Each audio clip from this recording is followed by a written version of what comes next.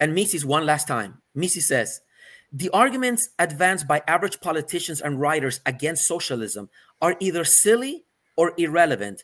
It is useless to stand upon the alleged natural right of individuals to own property if other people assert that the foremost natural right is that of income inequality. Buy my novel, Escape from the Village, from major booksellers online. Go to escapevillage.com. Subscribe to the Substack. Go to fountainheadforum.substack.com. Support the forum. Go to buymeacoffee.com/fountainheadforum. Thank you. Okay, welcome to the party, pal.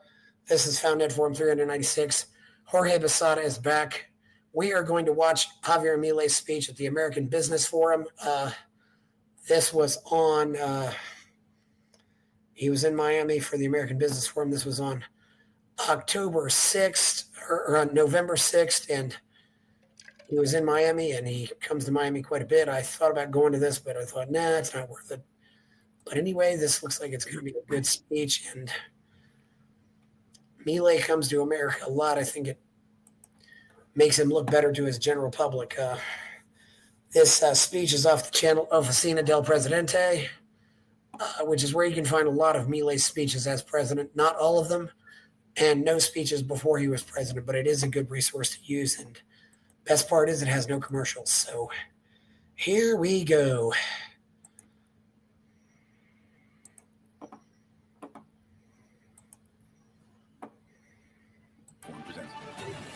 Javier Milei. American Business Forum. Also, this was also Lionel Messi was speaking at this event. So this was the first time that Milei and Messi appeared on stage, on the same stage.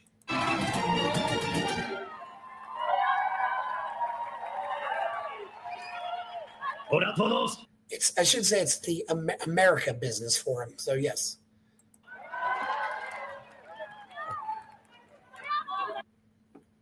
Whoops. Sorry, folks, I got that in the wrong speed. He looks very happy right now. The crowd loves it. He's going to put the glasses on. He wears that light blue tie a lot. That's good for him. Yeah, and one of the great things about this event, like you said right now, that Messi came with Milei. And, I mean, that's huge. If enough time goes by and Messi actually takes an interest in learning some real economics, I mean, that's really all we need. So I'm excited that hopefully eventually that will happen. And, you know, the other thing, too, is Messi is a hero worldwide, too. I mean, yeah. And, you know, I mean, he's admired by people all over the world because he's, you know, largely considered, well, the world's most famous soccer player.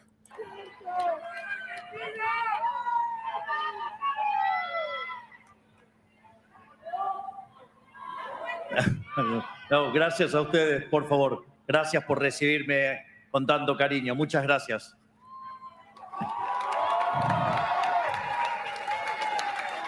This crowd really wants to clap. Absolutamente que vamos a hacer Argentina y América great again.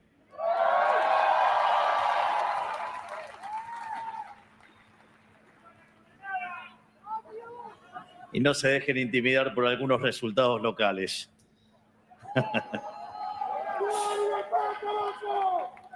Primero que nada, quiero agradecer a los organizadores del American Business Forum y en especial a su presidente Francis Suárez por la invitación.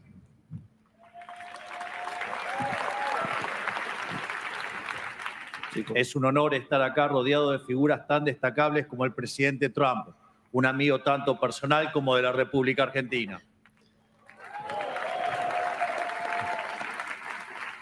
También me alegra poder compartir el escenario con uno de nuestros más ilustres deportistas y orgullo de todos los argentinos, Lionel Messi.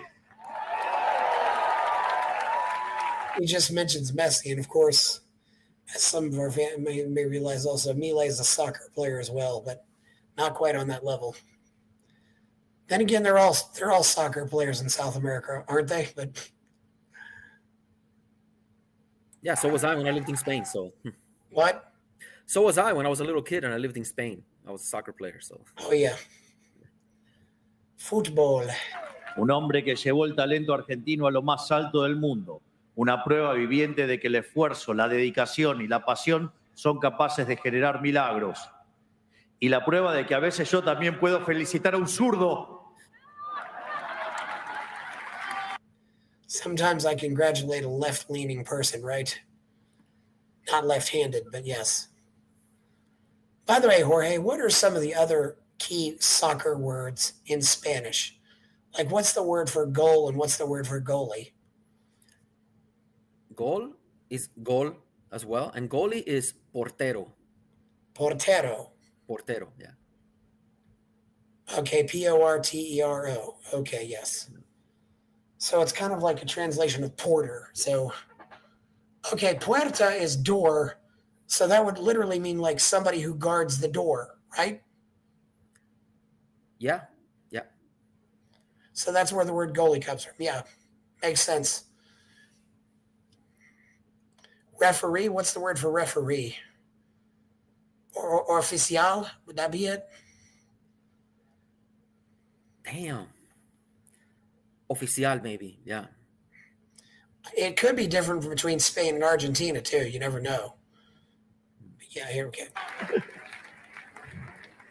Quiero aprovechar este foro de empresarios, líderes, deportistas y pensadores para volver sobre una cuestión que informa toda nuestra gestión en Argentina.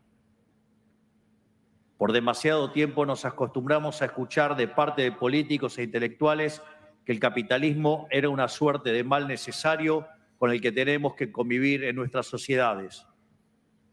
Por supuesto, también existen quienes militan abiertamente el comunismo y la economía planificada, pero son los menos y están en el margen de nuestros sistemas políticos. Pero la posición a la que quiero referirme está mucho más extendida en Occidente. Hablo de la crítica al libre mercado para justificar la intervención estatal. Esta es más... He's talking about interventionism here. So how people use it to justify, and he's saying that capitalism is a good, not just a necessary evil, which I think is very powerful. Yep. What do you think?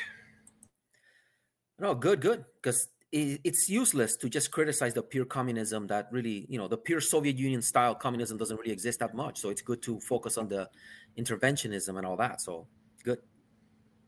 Yeah, it is good. I think also we need, because I think seems like the South America adopted kind of its own style, not quite like the Chinese or the Russians did, but still just as odious. Normal y popular. Ha ganado cientos de elecciones legítimas a lo largo del último siglo en el continente americano y europeo, y por eso mismo es aún más nociva. Para no aburrirlos, voy a resumir un argumento. Ellos conceden que el capitalismo es la única forma que encontramos de asegurar crecimiento económico, pero sostienen que dicho crecimiento impacta de forma muy desigual en la sociedad y también, por su propia dinámica, tiende a estancarse. Por eso, según dicen, necesitaríamos que el Estado intervenga activamente en el mercado. El Estado, según ellos, debe meterse ahí para asegurar la igualdad entre los ciudadanos y evitar que surjan monopolios o fallas de mercado. El libre mercado, según ellos, no es óptimo para garantizar el crecimiento y termina impidiendo el bienestar general para favorecer a unos pocos, en detrimento de las grandes mayorías. El argumento establece que se necesita un crecimiento con justicia social y el Estado tiene que tener un rol activo en la vida económica para asegurarlo. Según esta visión, de nada valen todos los mieles del crecimiento sin que el Estado las redistribuya. En otras palabras, el capitalismo es solo un mal necesario, que siempre tiene que estar atado a la beneficencia estatal. Creo que todos aquí sabemos a dónde conducen estas ideas tan extendidas. Valiéndose de ellas, el Estado se expande más y más y más año tras año, metiéndose no solo en las actividades propias del quehacer económico, sino también en la vida de los individuos hasta que no queda nada por fuera de él. Siempre surge una nueva justificación para que los funcionarios públicos extiendan sus garras insaciables sobre la sociedad civil, bajo la excusa de engrandecer a una nación y hacer el bien a sus ciudadanos. Se engrandece el Estado como si significara lo mismo. Y esto sucede hasta que llegamos al mismo destino que los que tienen al menos la honestidad intelectual de decir que odian al capitalismo, el control total del Estado sobre la economía y la vida de las personas, o sea, el comunismo. Tomemos por caso el ejemplo de Cuba, donde Fidel Castro llegó prometiendo. He's starting to bring up Cuba, and he knows where he is. This is an example of a guy reading the room because he's in Miami, where there are lots of Cubans or descendants of Cubans. He certainly talks about all the broken promises. He's pretty calm in this one. What do you think, Jorge? Yeah, great so far.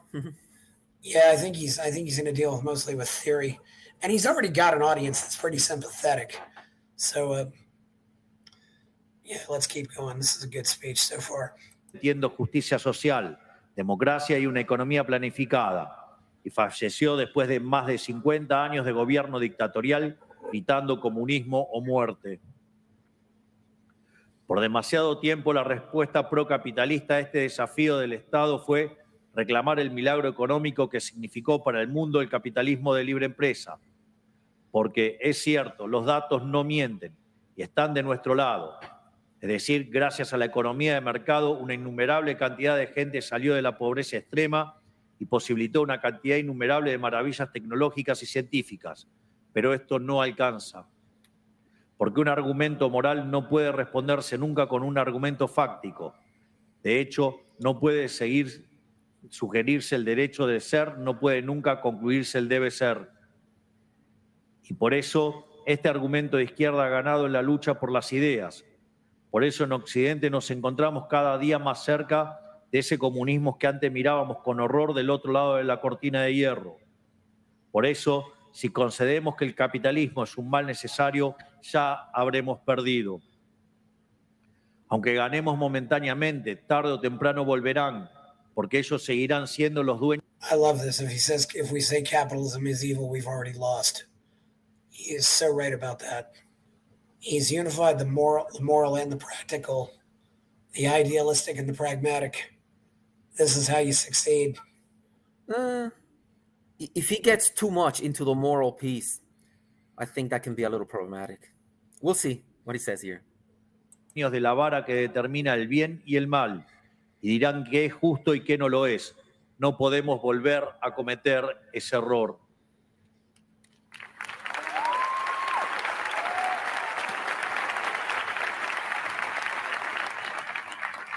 Por eso, hoy vengo a decirles que el capitalismo no es mal alguno, sino que es la forma que toma la verdadera justicia en este mundo, porque es la consecuencia natural de la dignidad y la libertad del hombre, al cual le pertenece el fruto de su trabajo.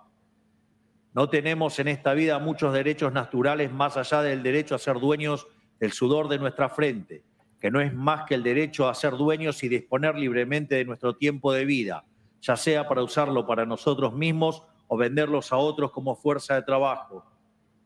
Es eso lo que nos hace a todos hombres libres y nos diferencia de los esclavos, institución nefasta abolida precisamente por las sociedades libres antes que ninguna otra. De esta libertad se deriva el derecho a la propiedad privada y a la discreción para disponer de ella dentro de los márgenes de la ley común. La inversión, el ahorro, el consumo solo son fenómenos que emergen de esta simple verdad. Aviso que los controles de renta es un ataque al derecho de propiedad, afecta al sistema de precios, afecta al funcionamiento del sistema y termina destruyendo todo a su paso. He's just attacked rent control, yes. You know, I suppose by when he was referring to he referred to some of the local elections. I suppose he might have been talking about New York. Hard to say, really. I think he was referring to his Buenos Aires local election where he did poorly, right? Well, he did. Well, there were two. He did quite well in the Buenos Aires province in the later election. Okay. Of course, he didn't do that. He doesn't do that well in the city of Buenos Aires. But no, there were a lot of very pleasant surprises in that congressional election. Yeah. So what he mentioned here, I mean, he did mention derechos naturales. He mentioned natural rights. Yeah. Right? Yeah, because I mean, Milei is very much a natural rights, person, and I mean, that's nice, and I like the concept of natural rights. But at least, to me and to Mises and Hayek and Hazlitt, and I'm sure Menger, there is a massive deviation. Mises was not a natural rights person whatsoever. So, and it leads to, in many ways, getting, how Millet is always attacking the leftists, right? He's always calling them names. He's calling them evil. Yes. And Millet is deep into what Mises called the moral sphere, getting into morality. And Mises specifically told people, look, guys, it's about ideas. It's about persuasion. It's about errors. And I mean, I distinctly remember, I got one sentence from Mises I'll read here. Mises said, the problems involved are purely intellectual and must be dealt with as such. It is disastrous to shift them to the moral sphere and to dispose of supporters of opposite ideologies by calling them villains. The rigid dogmatism peculiar to religious groups and to Marxism results only in irreconcilable conflict. It condemns beforehand all dissenters as evildoers. It calls into question their good faith. It asks them to surrender unconditionally. No social cooperation is possible when such an attitude prevails. And I mean, that's what we see today with Millet most of the time. I mean, I love him. He's teaching a lot of people, but at the same time, I mean, it might be a good marketing strategy to call the leftists evil. Well, but Mises, Mises was purely an economist. I mean, he wasn't trying to go. I mean, Mises was trying to speak. He wanted to speak to other economists. I don't think he ever really tried to speak to the mass. Oh, I disagree. Hazlitt definitely did, because he wrote for the New York Times.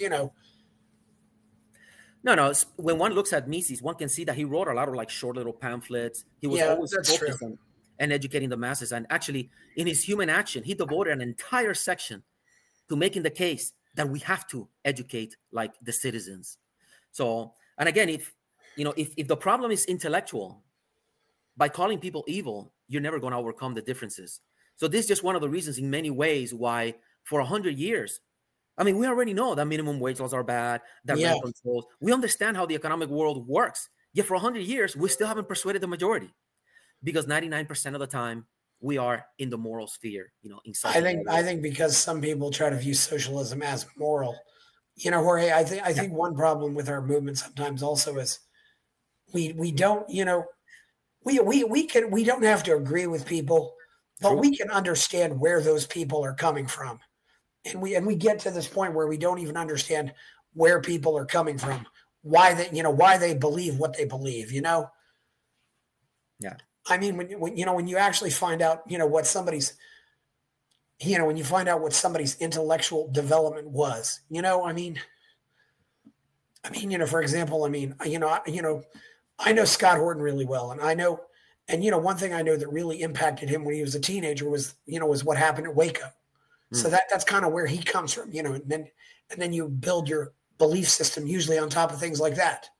True. In the case of Ayn Rand, having a father who was a pharmacist and watching her dad's pharmacy get nationalized by these communists who produce nothing, it does help when you know where people come from, and when you find out where they come from, they don't seem as evil, but I think some of them still are evil. No, I love learning about the history of libertarians. There's a great book by Walter Block and Stephen Kinsella, I Choose Liberty, where they have like 50 autobiographies of many libertarians. And it's wonderful to see their personal stories, Yeah. Also, this is a pretty dark room, so I don't think we're going to be able to identify anybody in this room. If the camera shifts to anybody, it's not very well lighted. I'm going to assume that Karina's there, but other than that, I probably won't be able to recognize anybody. Cuando el Estado y los intelectuales le ponen a este derecho natural el nombre de capitalismo para vilipendiarlo y justificar la intervención del Estado, no solo están destruyendo el crecimiento para encontrar sus supuestos óptimos económicos, sino que también están violando el más básico de los derechos naturales. Cuando el Estado se vuelca de esta forma tan violenta sobre los derechos de los individuos, no hace otra cosa que querer reducirlos a esclavos, es decir, se ponen en guerra contra ellos. El capitalismo y la propiedad privada no son males necesarios, no son males. Son la base indiscutida de nuestra civilización y de nuestra misión sagrada restituirlo como piedras fundamentales de nuestras sociedades. Es decir, no creemos que el capitalismo sea moralmente correcto por el hecho de sacar a más del 90% de la población global de la pobreza, sino que logró sacarlos de la pobreza precisamente por ser el modelo más moral de todos los existentes.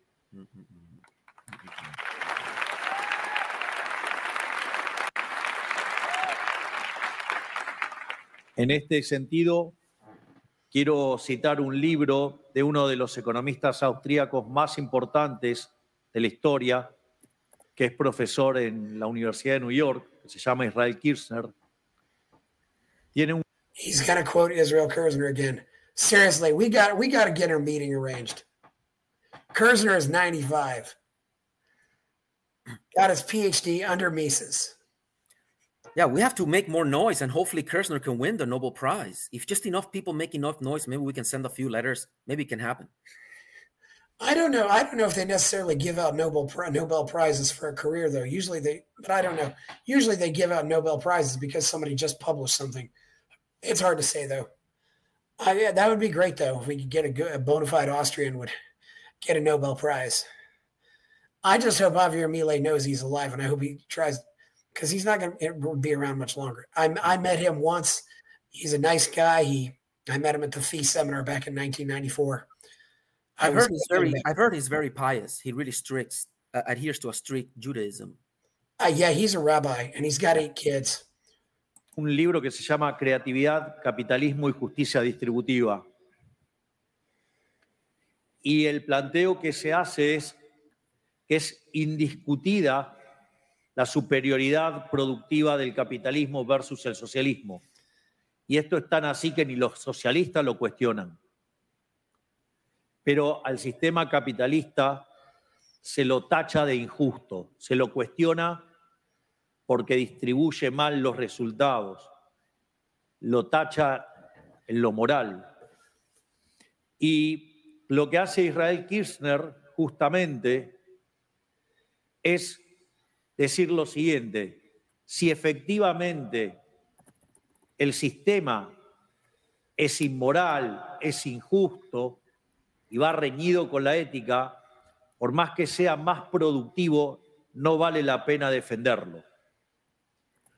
Y ese tema, digamos, se lo toma muy en serio y básicamente con 2 ideas fundamentales: el principio de apropiación de Locke, es decir, el que lo descubre se lo queda, y con la idea de Hayek del mercado como proceso de descubrimiento.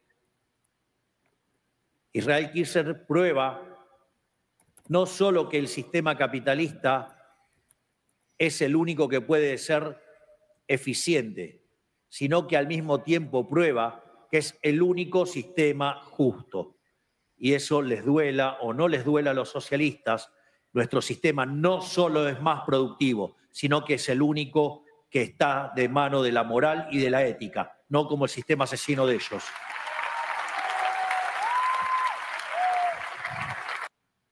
Unlike their murderous system, yes. Por lo tanto, sin el capitalismo estaremos condenados a las miserias de las sociedades planificadas, que no son otra cosa que sociedades esclavistas con mucho mejor marketing. Lo que ellos llaman el Estado presente, o en inglés el welfare state, no es más que la frase que dicen para ocultar que en el fondo su camino es el camino de servidumbre. Aquí quiero hacer alguna también mención. I love this. The welfare state is the path of servitude. A una obra muy importante de uno de los economistas anarcocapitalistas más importantes del mundo, que es el profesor Jesús Huerta del Soto, en un trabajo que se llama La teoría de la eficiencia dinámica.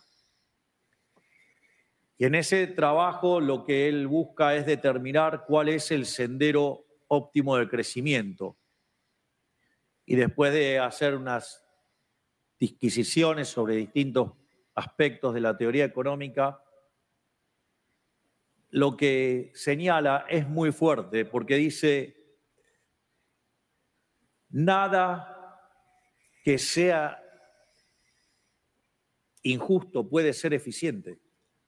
Es decir, en el altar de la eficiencia paretiana con el que trabajamos los economistas, no debería haber lugar alguno sobre algo que es injusto.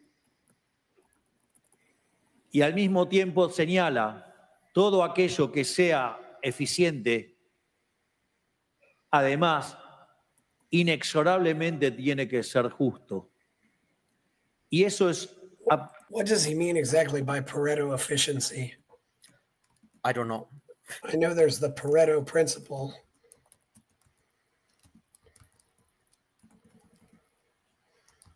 But I mean, I'll just say that what I think the path he's going here is still more like morality means that it's more efficient. And to me, that is a massive deviation.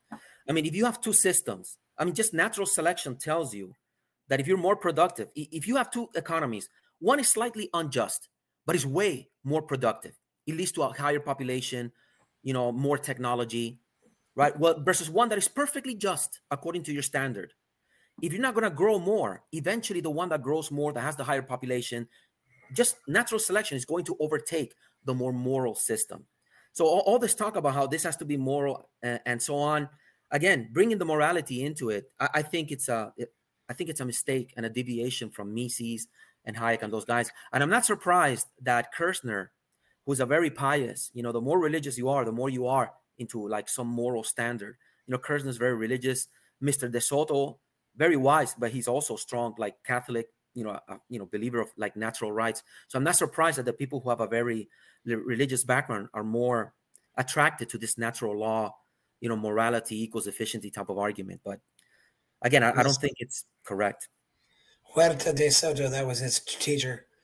The Pareto efficiency basically just means that if you have, in other words, that there's no longer any way to make one person better off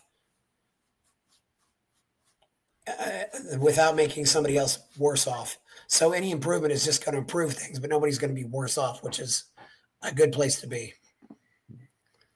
Yeah, he really puts this stuff out there. And I can imagine the people pick up books after listening to his speeches, and that's a good thing. Yeah. I mean, he's awesome. I mean, he's making people read. Yeah.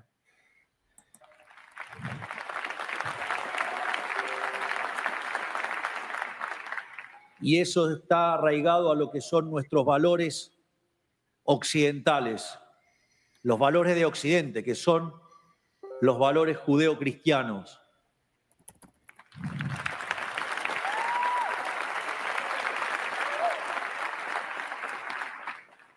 Y es más, a prueba de ejemplo,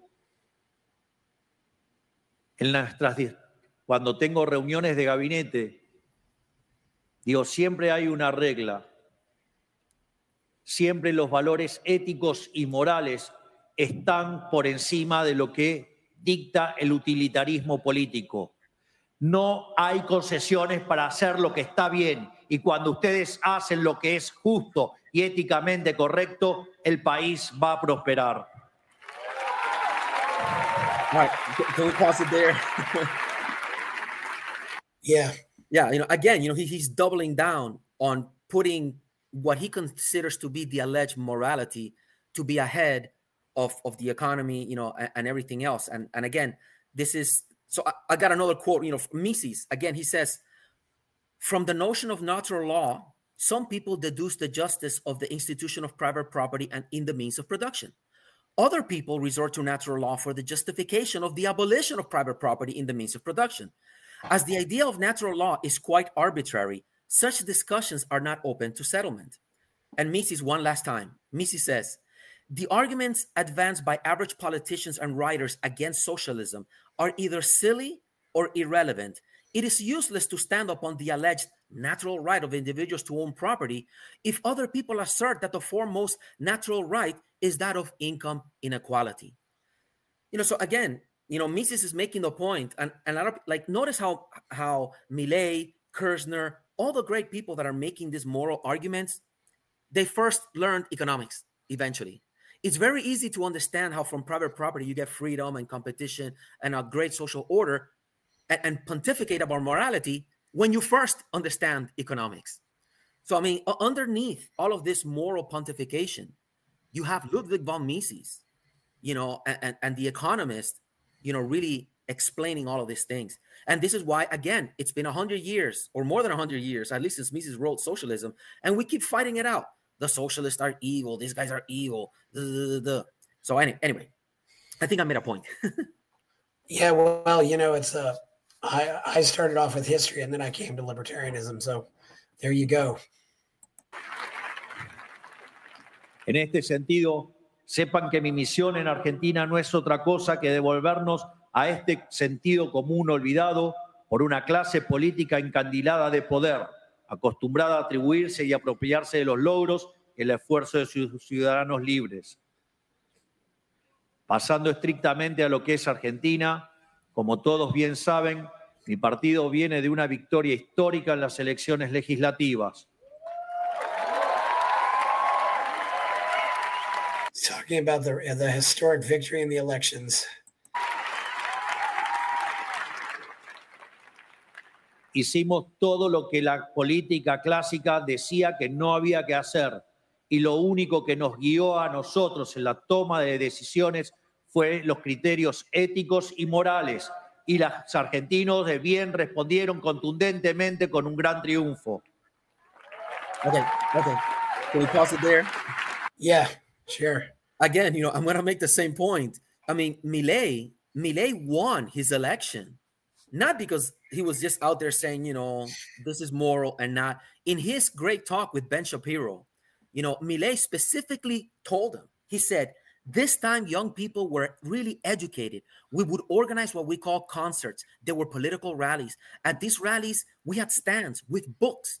Minister Bullrich said something brilliant. She said, you should pay more attention to what Milei is doing. It is not normal for a politician to be talking to 20 or 30,000 people about Hayek.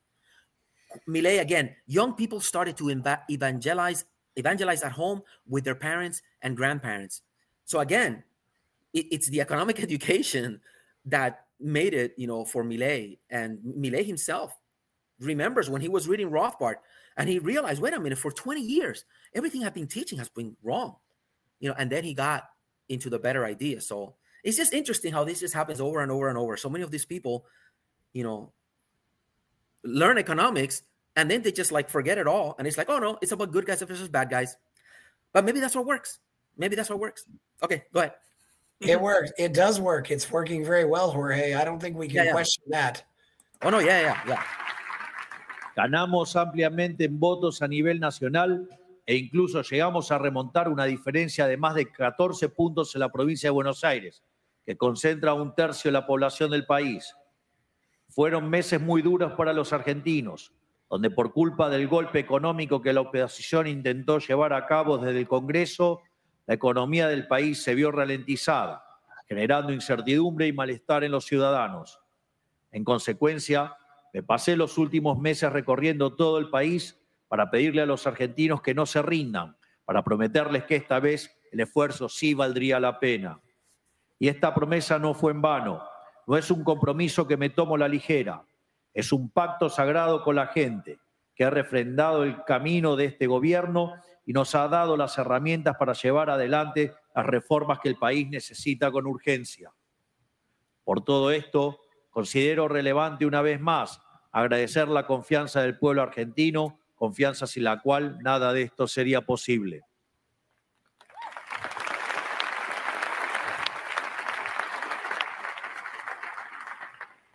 Pero, ¿por qué decimos que esta vez el esfuerzo vale la pena?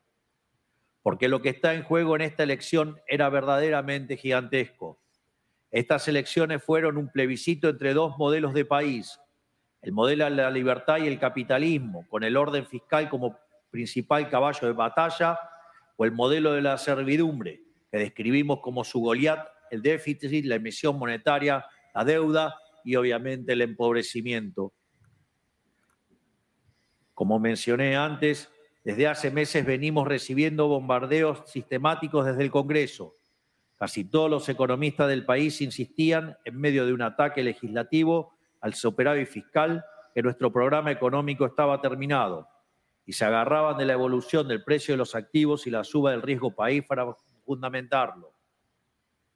Nosotros Por otro lado, decíamos que el programa fiscal y cambiario era sólido, porque el superávit es innegociable, porque dejamos de emitir hace más de un año y porque el Banco Central está capitalizado por primera vez en muchos años.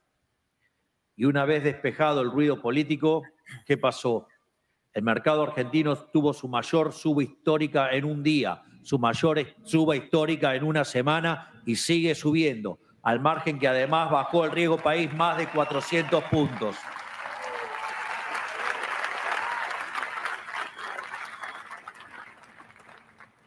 En definitiva, pasó lo opuesto exacto de aquel infame 12 de agosto de 2019, en donde protagonizamos uno de los mayores desplomes bursátiles en la historia del mundo por la mera posibilidad de que el kirchnerismo volviera al poder. Que dicho sea de paso, no es ni más ni menos que una de las sucursales del socialismo del siglo XXI y que en algún lugar de la costa este ha entrado. Aquí.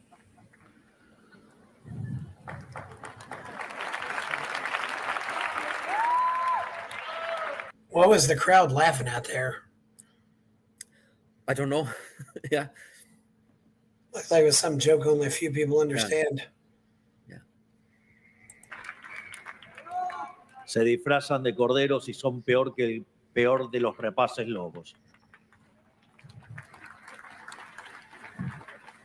Si hay algo que quedó en claro con esto, es la realidad de lo que nosotros llamamos de forma resumida riesgo Cuca, o sea, el riesgo kirchnerista, o sea, el riesgo del socialismo. There's the Kuka risk, which is something they use for their opponents. But what's the Quiero risk? The risk of socialism.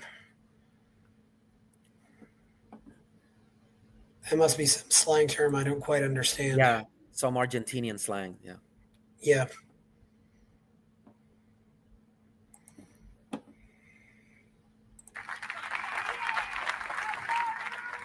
Pudimos ver en números la magnitud del riesgo político con el que nuestro programa económico siempre tuvo que lidiar. Y esto es así porque tenemos en Argentina un sector de la política tan destructivo, tan ajeno a los principios básicos de la economía y del bien común, que su mera presencia le pone a todo el país una base de riesgo altísima. Y ahora que están más lejos que nunca de volver al poder, es que podemos despejar ese miedo. Históricamente, la mayoría de los planes de estabilización exitosos en el mundo tuvieron consenso político. Lo que pasó en Argentina fue algo inédito. ¿Llevamos adelante un plan de estabilización exitoso con consenso social? Sí, pero sin consenso político.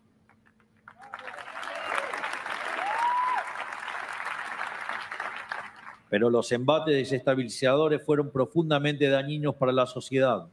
Como bien saben, el riesgo político no afecta solamente al financiamiento del Estado, sino al crédito de toda la economía. La locura kirchnerista hace que todas las empresas paguen más caro el financiamiento, que tomen menos gente, que hagan menos obras y que se pueda vender menos a crédito.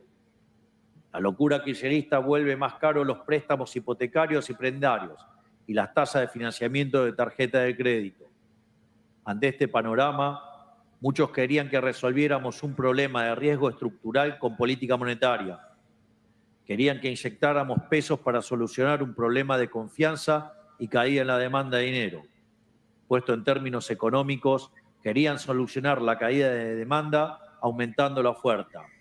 Puesto en términos cotidianos, nos estaban pidiendo que apagáramos un incendio echándole más gasolina.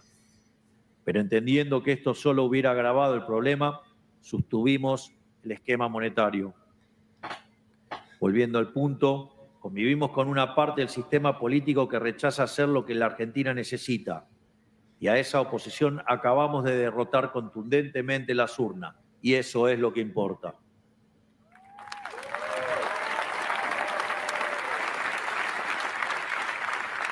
Argentina por fin le dijo que no a esta locura, que tanto nos ha costado a lo largo del tiempo. Argentina ha dado un paso crucial en el camino de la libertad, un paso que es una buena medida, es irreversible. Ahora, como país, nos toca compensar el tiempo perdido. Llevamos décadas de rezago en comparación con el resto de los países de la región y más aún del mundo, para la cantidad de bienes y servicios de alta demanda que podemos producir. Esto quiere decir que la convergencia de la riqueza argentina hacia los niveles del resto del mundo desarrollado será fenomenal. Estamos entrando en el camino en el cual haremos a la Argentina grande nuevamente. Make Argentina great again, yes. The crowd I likes will it. add that, earlier he was talking about how a lot of people wanted him to just run the printing press, to get away from the problems and so on. And I mean, it is important to bring up that there are a lot of people who think that maybe Milei is making some mistakes. There's a famous, great free market economist, Saifedean Ammous.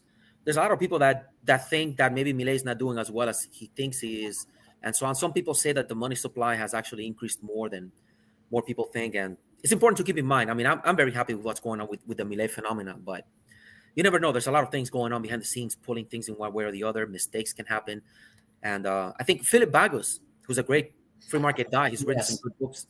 He's always he's defending Milei, and it's good because he writes articles, and then Guido Ulzman and some of these other guys get back to things. So it's nice that at least to see that within the free market world, we're out there using competition of ideas to really see what's going on. So yeah, Philip has been on this show once, and Philip is still on pretty good terms with Hoppe too. So that's excellent. Yeah, we all got to work together. I think it's important. I'm glad. I don't want somebody to be completely unanimously worshipped. I think it's important to be able to point out, as long as they're coming from a place where they're really, backing up what they have to say. Some of these people, I think, are just, you never know what motivates criticism, though, and that's part of the problem. Yeah, and I'm sure a lot of people, I feel like some of the harsh criticism of Milei may be due to his pro-Zionist policy. There's a lot of free marketeers that are very critical of Zionism. Oh, there definitely is, yeah. That may blind their hatred of Milei. Maybe. Well, with Saifedean, yeah, I know, yeah. And some of these, yeah,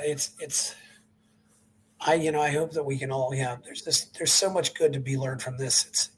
It's and part of the reason why I watch these speeches is just to see him in action, because this is where he's having his concert and he's playing the music for the crowd.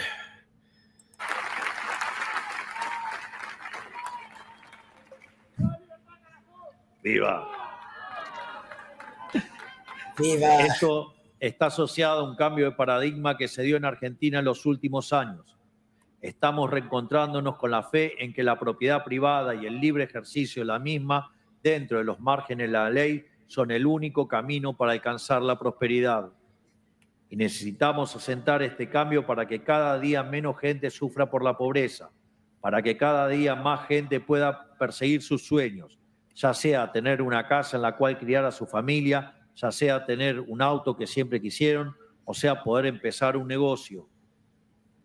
Porque el cambio es volver a traer la libertad y la responsabilidad para todos nuestros ciudadanos. Este es el país de la libertad con el que soñamos, que es un país con el que estamos comprometidos y estamos cada día más cerca de alcanzar.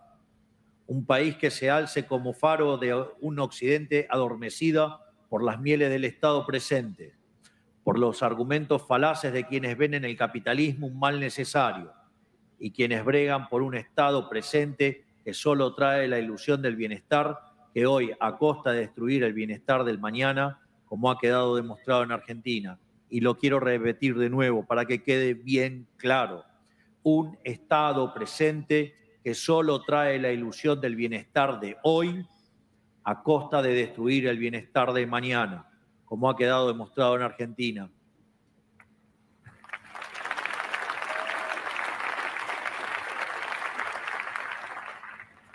Y nosotros somos quienes podemos lograr este cambio y pregonarlo, porque somos heraldos de un futuro distópico, porque vivimos el futuro que tarde o temprano le va a llegar a los países que también están transitando este camino de servidumbre estatal, abrazando las nefastas ideas del socialismo del siglo XXI, o más conocido en estas tierras como los woke.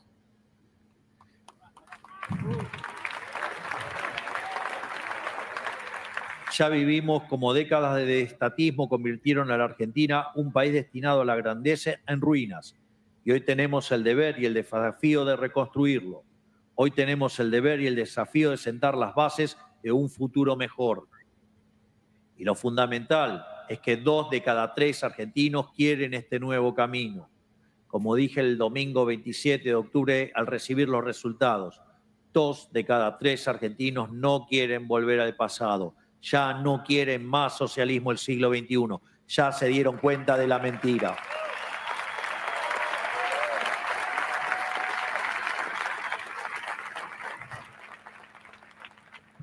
Con matices y preferencias locales, 2 de cada 3 argentinos quieren alguna versión u otra de capitalismo. Esa es la ventana de oportunidades que hoy se nos abre a todos. Nosotros tenemos la vocación de alinear a todos los actores procapitalistas del país, que representan al menos 2/3 de nuestra sociedad. Es hora de construir un gran consenso capitalista en Argentina. Y esta gran coalición del crecimiento se encuentra con una nación en la que está todo por hacerse.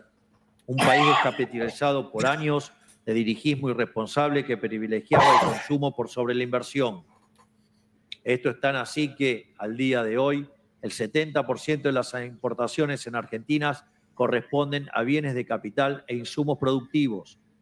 El sector privado ya sabe lo que tiene que hacer, conoce las oportunidades y entiende que el momento para aprovecharla es ahora.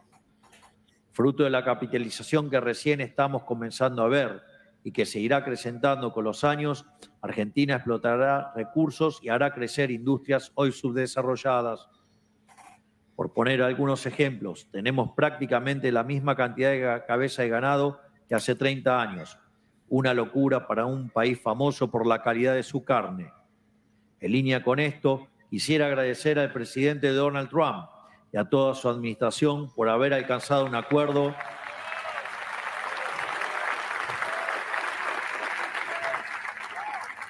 por la...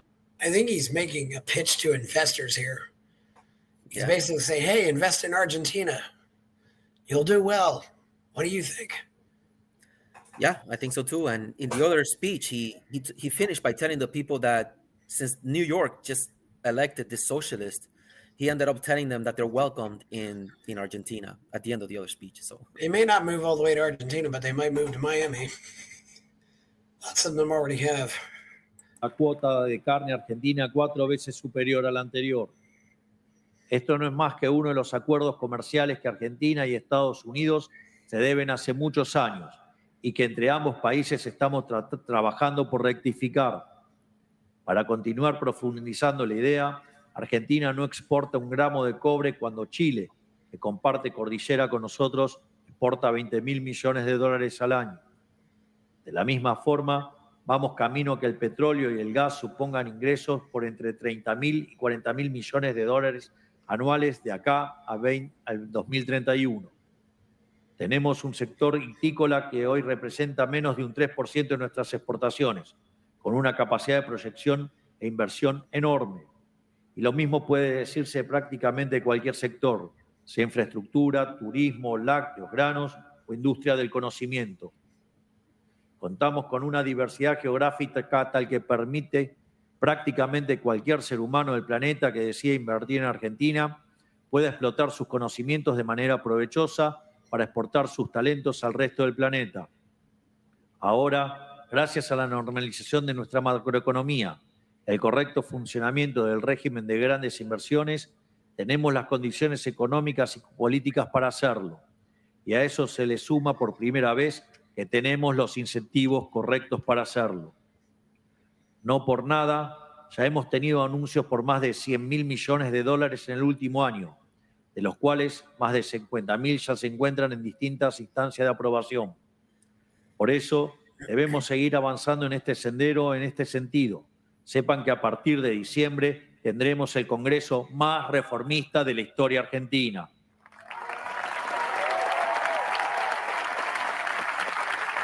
Congress will convene soon. Yes, they will. Y esto no solo porque nuestro espacio ya cuenta con el tercio necesario para sostener nuestros decretos y vetos, sino porque además, junto con el resto de los miembros económicamente racionales del Congreso, que por suerte cada vez son más, construiremos las mayorías políticas que hacen falta para aprobar las reformas que Argentina necesita.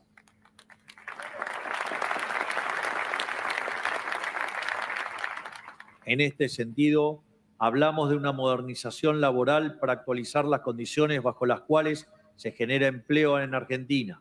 acomodándolas a estándares internacionales para poder aumentar la cantidad de trabajadores pertenecientes al sistema formal. Hablamos de profundizar el camino de la desregulación y la baja de impuestos para seguir reduciendo el gran costo argentino, para que cada vez más y más empresas puedan ser rentables en Argentina, potenciando nuestra capacidad productiva a niveles insospechados. Hablamos de reformar las leyes penales para que el crimen sea perseguido y castigado, porque no existe crecimiento económico sin la defensa de la vida, la propiedad, que no es otra cosa que el fruto del trabajo de cada uno. Yeah, notice he's talking about the informal economy, which is real, because a lot of people just exist outside the system because the taxes are so high and everything else. Just all done off the books.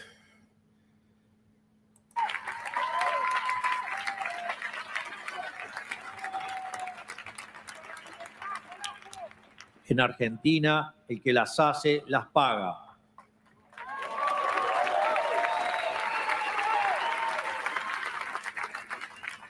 En Argentina no hay monto mínimo de robo que se perdona. Se los condena a todos los robos.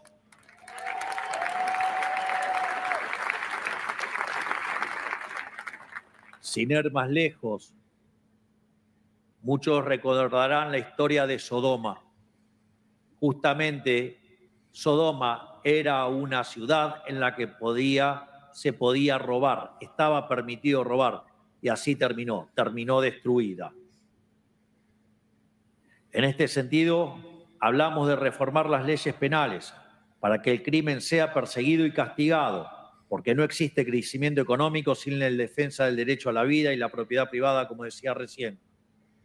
Estas reformas nos permitirán grabar en piedra este camino y permitirán que todos los argentinos puedan crecer con la certeza de que el esfuerzo y el trabajo duro valen la pena, que la calidad de la vida mejora año a año, que sus hijos tendrán una vida que ellos no pudieron siquiera imaginar, porque a fin de cuentas la Argentina del futuro, con todas sus bondades bien aprovechadas, es inimaginable para cualquiera de nosotros. Y en este sentido quiero invitarlos a formar parte del futuro que estamos construyendo. Quiero invitarlos a que inviertan en este país y demuestren el poder y la superioridad moral del capitalismo, que sean parte de la redención que el pueblo argentino necesita y que servirá de ejemplo para el resto del mundo. Por todo esto, quiero darles las gracias por escucharme. Que Dios bendiga a América, que la fuerza del cielo nos acompañen y ¡viva la libertad, carajo! ¡Viva la libertad, carajo! ¡Viva la libertad, carajo! ¡Make America great again! Crowd is standing up and he's really got him pumped. He waves and walk off, it looks like. That was a pretty good speech. Gracias, presidente. Felicitaciones, presidente. Muchísimas gracias. Es un gran privilegio, un honor como alcalde de Miami, presidente de American Business Forum, conjunto con el CEO y fundador de American Business Forum, entregarte un obsequio que es importante para los residentes de Miami, para los argentinos en el extranjero, para los pro-capitalistas y los anticomunistas.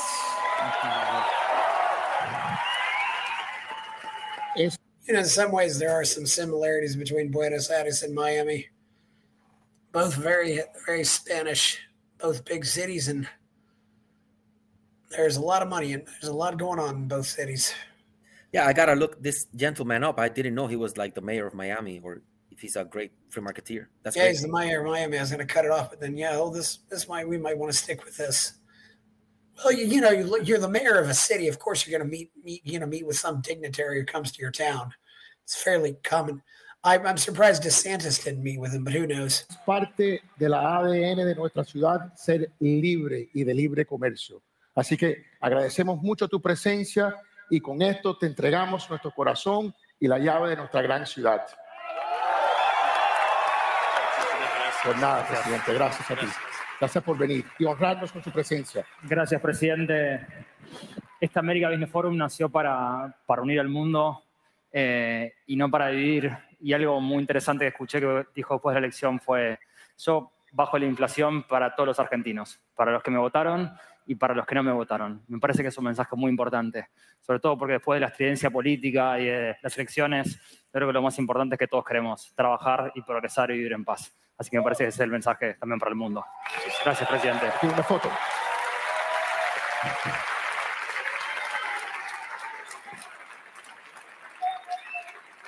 The key to the city. Cool. I wonder if that brings him some special, like, rights or something. If he has any other. I don't perks. know. Yeah. It's kind of it's just one of those things. I think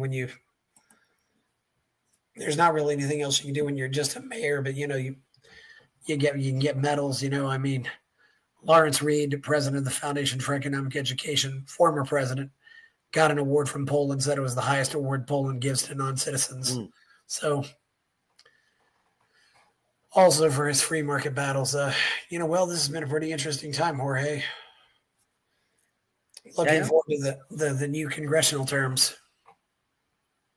Yeah, and I'll iterate that the most exciting thing about this talk that he gave and that event is that he had Lionel Messi in there. And if Milei, I wish he would make an effort to educate Messi. If somehow can reach Messi and then say, oh, why don't we try to educate about free market economics, some of these major stars? Messi can get Cristiano Ronaldo and a couple of other guys. And to me, that's the quickest way to really turn it around. It's far better than knocking on 1,000 doors. So that's hard. If you're watching, I don't know what I would do if I'm an athlete, because I have this big wall between my political life and my non-political life. Okay. And if you take sides in politics as an athlete, you're going to lose fans. Michael Jordan knows he's got fans everywhere. They just stay neutral on these subjects and don't say a word about it. And that way they don't alienate anybody, but it's hard to say.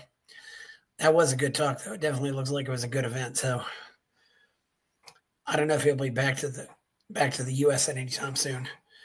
Who knows if he comes back for CPAC? He might come back there. Yeah. He went to Rodrigo Paz's inauguration. Yeah. If Kass wins in Chile, I assume he'll go to that. So, something else I noticed that I hope is the result of Milei's deregulations. There's a lot of one-way flights from Miami to Buenos Aires that have gotten significantly cheaper. Like there's flights now from Argentinian Airlines, one way is for like $230, and that wasn't the case a couple of years ago. Well, so one thing you got to realize it's a cheap time for here anyway, because not that many people fly in the winter. So, but it's not winter down there. But yeah. We'll see. If other airlines move into the country too. That's what I'm hoping for. Aerolíneas Argentina is not very good. I'd like to see some of the competitors move in, like Volaris or Avianca, because I think he's opened up the skies so that if a foreign airline wants to come in, they can come in. Which is not the case in the USA. So if British Airways decided they wanted to set up a hub in Charlotte, they'd say, no, you can't do that. I don't think British Airways would do it, but they could, it would be nice if they could. Well, it's not too relevant to our conversation, but Frontier Airlines, they have a special ticket where you pay like $400 a year. And then you can use their airline as many times as you want. I got that, and I'm using it right now. I was in New York, and I came for Thanksgiving to visit family, and it only cost me $15 because you only have to pay the taxes. So, well, they're not. Yeah, well, I'm not a very big fan. The quality of the airline is an issue, but yes,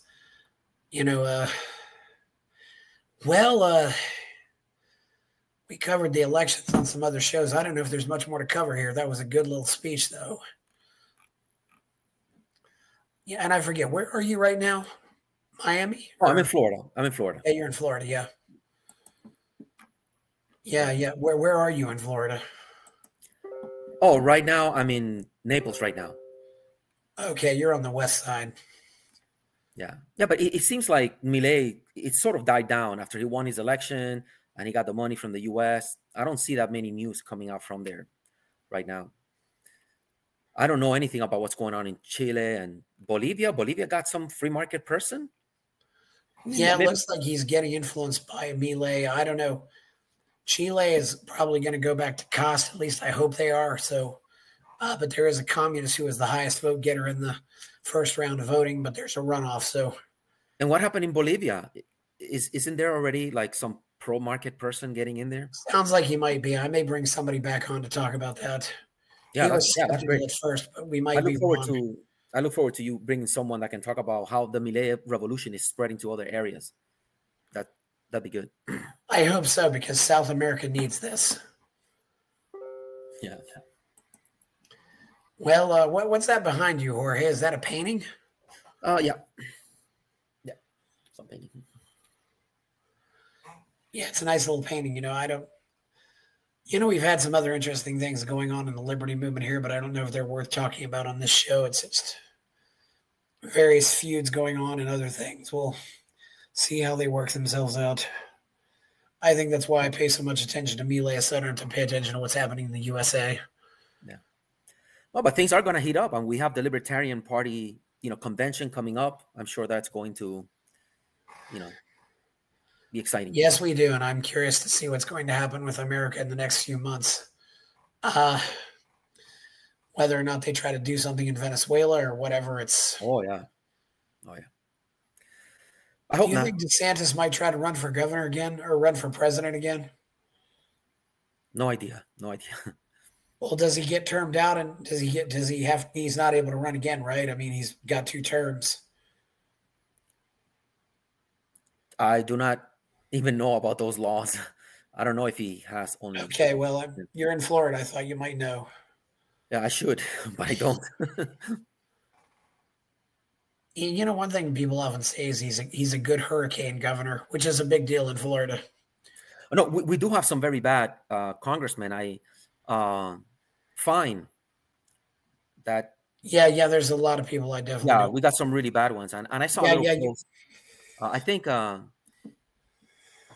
Clint Russell, who lives here in Miami Beach, I think he's thinking of running or something. I saw some post. I guess one thing we should comment on, not in Florida. What about Marjorie Taylor Greene resigning? Yeah, bad news to me. Yeah, I hope she seems like she's probably one of the better ones, and I know she was supportive of Julian Assange and been supportive of telling the truth about a lot of this stuff. And but I hate it when these people quit, Jorge. I mean, if you're going to leave Congress, make them vote you out or make them beat you in an election. Don't just quit. I mean, it's so hard to get elected. And once you're in there, you have an advantage. Yeah. I mean, once you're in there, it's. Yeah. But it's hard to know what kind of, 400 dimensional chess they're playing. I don't know what was said to her privately. I don't know if she was threatened or not. That's the one thing we don't know. I really do wonder what is said to some of these people privately or behind closed doors. It really does make me wonder. Yeah. I also wonder how much better off we'd be if Justin Hamash had not vacated his seat. He basically quit too. I don't think Massey will quit. I think if you're to get Massey out of there, you're gonna have to beat you, and that's what I'd rather do. I mean, do you want somebody who goes up there and takes the third strike, or do you want somebody who goes up there and is trying to smash it out of the park and misses? I'd rather have somebody. If Massey's out, we might as well just do what Ben Shapiro wants: allow Netanyahu to run for president of the United States. Okay, because that's. I don't know. I didn't want to. Okay, well, we'll see what happens. It's just Well, where can we find you out there? Oh, you can find me at besada.com, little website where I put some of my articles and so on. Also, if you just Google my name, you'll find my Mises.org articles. I recommend people read those, but besada.com. And I am trying to get some more followers on Twitter. So I'm at Hayekian, like Friedrich Hayek, Hayekian. So please follow me on Twitter. Yes. Please like the show, subscribe to the channel, give me good ratings on podcast sites. Go buy my novel, Escape from the Village. Check out my Substack. And of course, give me money and buy me a coffee. Thank you, Jorge Besada. I'm Chris Baker. We're out. Buy my novel, Escape from the Village, from major booksellers online. Go to escapevillage.com. Subscribe to the Substack. Go to fountainheadforum.substack.com. Support the forum. Go to buymeacoffee.com/fountainheadforum. Thank you.